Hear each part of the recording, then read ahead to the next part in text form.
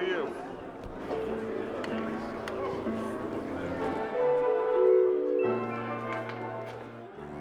We are at Sony Studios recording the score for Monsters University.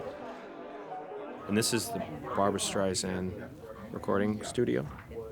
Should check the outside of the building. I'm not sure I'm saying that right.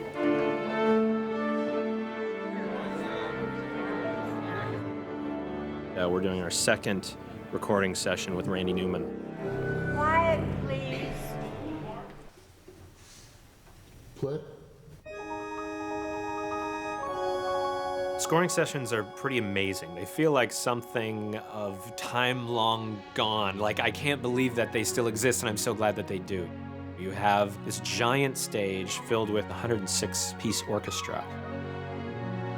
My favorite part of the score is when we sneak out onto the floor and kind of stand with and around the musicians.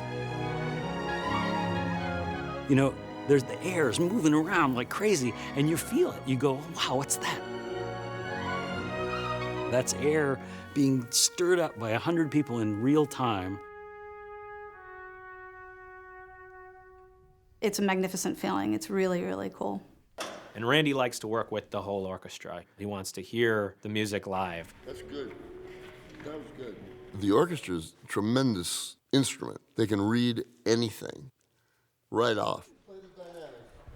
If I had anything other than a stick in my hand, I wouldn't be allowed in the same room.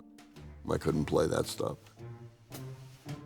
Actually, right away, the first session I had, I was blown away by how it affects the film. This being my first time directing a film, of all the things I knew the least about, I kind of felt like music was top on the list. And I talked to Randy about it, and I was very honest about it, saying, I don't know anything about music, and I don't know a lot about score.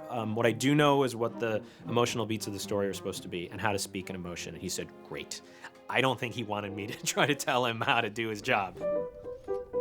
Some composers today use a lot of sequences and synthesizers and that sort of thing. Randy is a pencil and paper guy. He sits down at a piano and writes out the notes himself, and he'll start maybe humming along.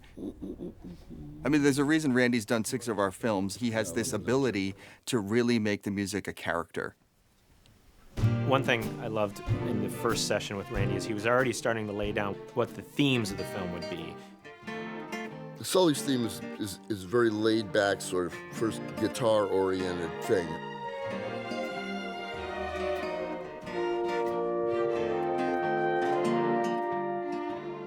But the through line of the story really goes through Mike. Mike tries very hard, and he's emotional. You know, he wants things badly, and he gets hurt. And you want to show the hurt a bit. Mike's theme starts on a solo piano when he gets off the bus. Da, da, da, da, da, da, da, da, da, da, da. It's played on a piano that time. Then it's clarinet when he walks through the campus for the first time.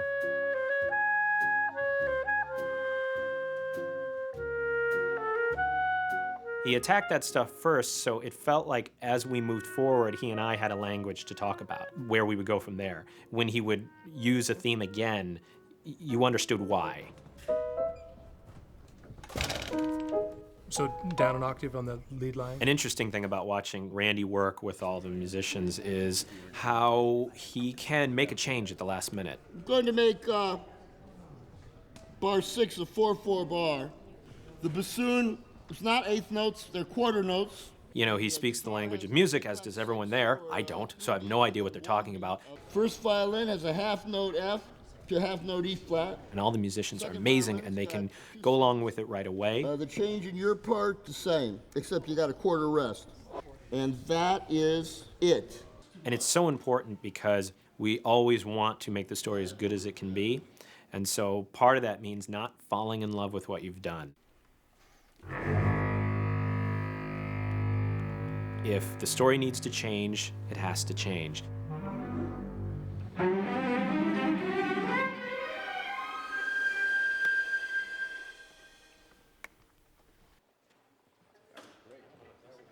Let's see with picture.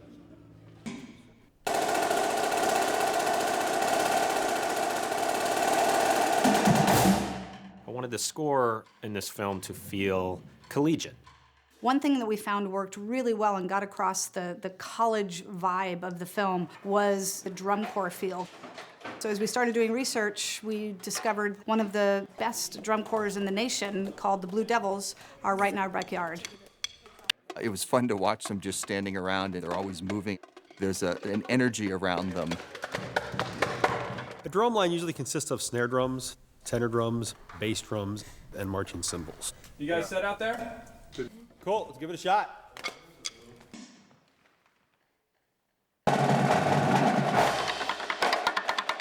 The difference between marching percussion, the drumline sound versus orchestral percussion is usually the tuning. The drums are completely different.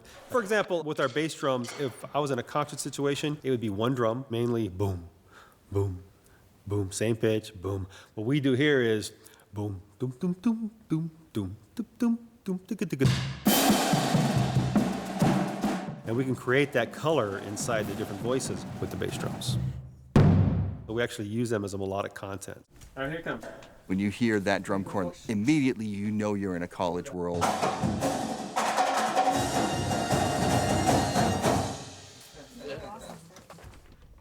To finally see the movie finished with the music, it's as if everything finally comes together. It's kind of the last coat of paint. It's that final little touch that just sends you over the edge emotionally and makes the film feel real.